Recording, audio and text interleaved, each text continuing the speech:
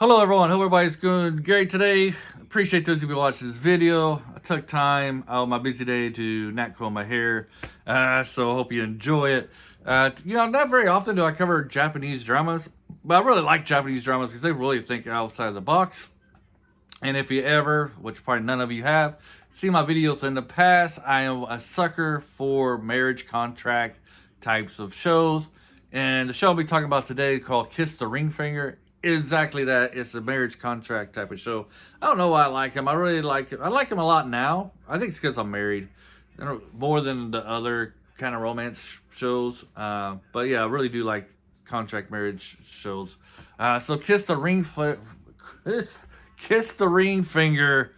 Apologize. Kiss the Ring Finger. Yes, it's a Japanese show, and I think it's one of the best ones I've seen. Like the two actors, the two leads are like probably the best or one of the best Japanese actors I've seen in a long time. They do a fantastic job in this.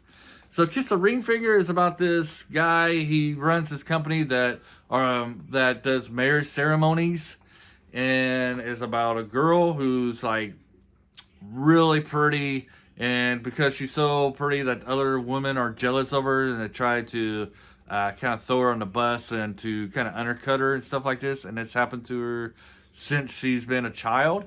I will say, like, there's been a lot of times where you'll see a show where they say like, oh, this is the most beautiful girl and stuff like that, and then you look at it and it's just like an average girl. At least this actress, she is very pretty, and she's probably the prettiest girl in the show, unlike the other shows like I just mentioned where they'll say that she's the prettiest and you're like, well, so and so is prettier than her. Anyways, off that topic, let's get back to Kiss the Ring Finger. So both of them are not really into marriage.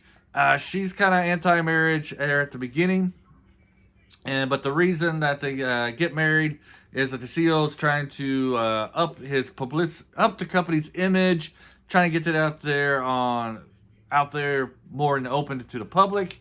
And so he basically hires this girl who was working for his company to enter this contract marriage with him for a year to help the company grow.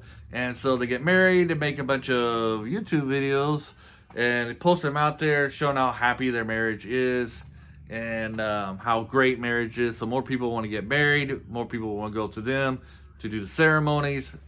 Therefore, the company grows. And so while they're doing this, of course, they actually start getting feelings for each other and they start to really fall in love.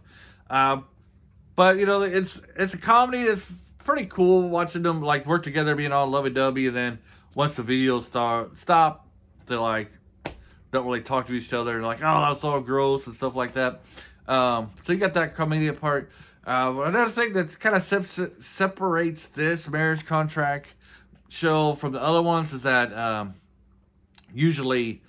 normally, like they'll get a divorce because of the marriage contract. Like we're gonna get a divorce, so the marriage contract breaks, and they rip it up and then they get back together, that type of thing. And this one, they don't really get divorced because of the marriage contract. They get to a certain point where he's like, I just want to tear up this marriage contract and be a real couple.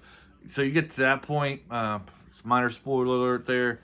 You get to that point of the show where, instead of getting divorced and then get remarried because of the marriage contract, that it's like, we're just going to ignore the contract we wrote and we're going to be a real couple. And that's kind of like the midway point of the series. Of course, with any romantic show ever, the two leads have to break up. And so you do get this, it's always the episode before the last. Or if you're watching a movie, it's always like about 30 minutes until the end where they break up. So you do that, but it's not because of the marriage contract. It's something totally different, which is the evil stepmom. I mean, you do got an evil mom in this, and his side of family is not very good. But I really loved her side of family. She has a huge family, Apparently for Japanese standards, it was pretty huge. She has like 4 siblings. I think there's 2 parents and you got four kids. So that's pretty big. That's pretty big in America too, I should say. I mean, I don't want you guys to think I'm prejudice or putting Japanese people down because I'm saying they got 6 people is a large family over there or anything like that. I'm just saying 6 people is a large family. Probably anywhere these days, right? Back in the day, 100 years ago, 6 people probably would consider a small family. I mean, my dad had a family of like, I think he had like 8 altogether, brothers and sisters, stuff like that. Back in the day, it was just different. So, anyways, got way off topic. But yeah, I did enjoy this show. It is a comedy, so you get your comedy there. It's not heavy though. It's light comedy. I like how it really does kind of hit on certain factors of a marriage. They do get upset with each other. You got your arguments. Dealing with your in-laws is definitely part of this. Your typical things you have to deal with when you're married.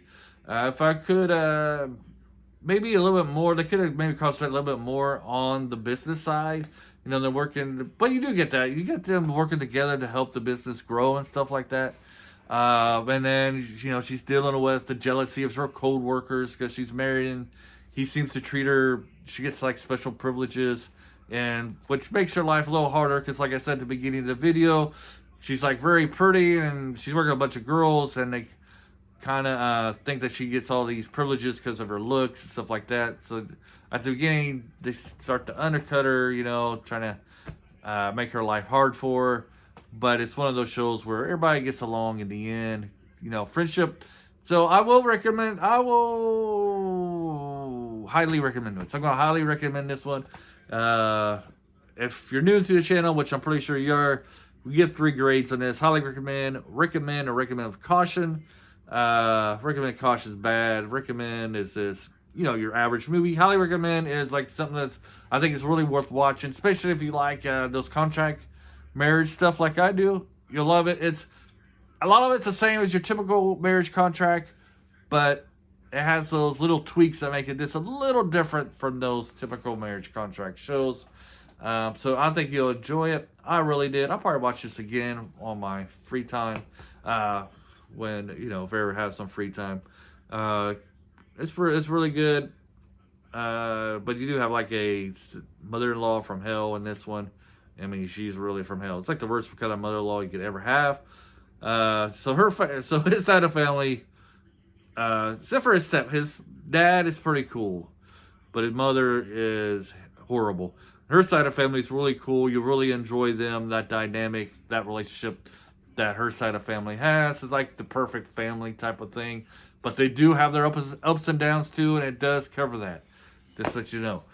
So yeah, check this one out. Kiss the Ring Finger. I found this on Vicky Rakuten. I don't know where else you can find it, but that's where I got it. Have a great day. Hey, and leave some comments below if you've seen this. Let me know what you thought about it. And adios. Bye.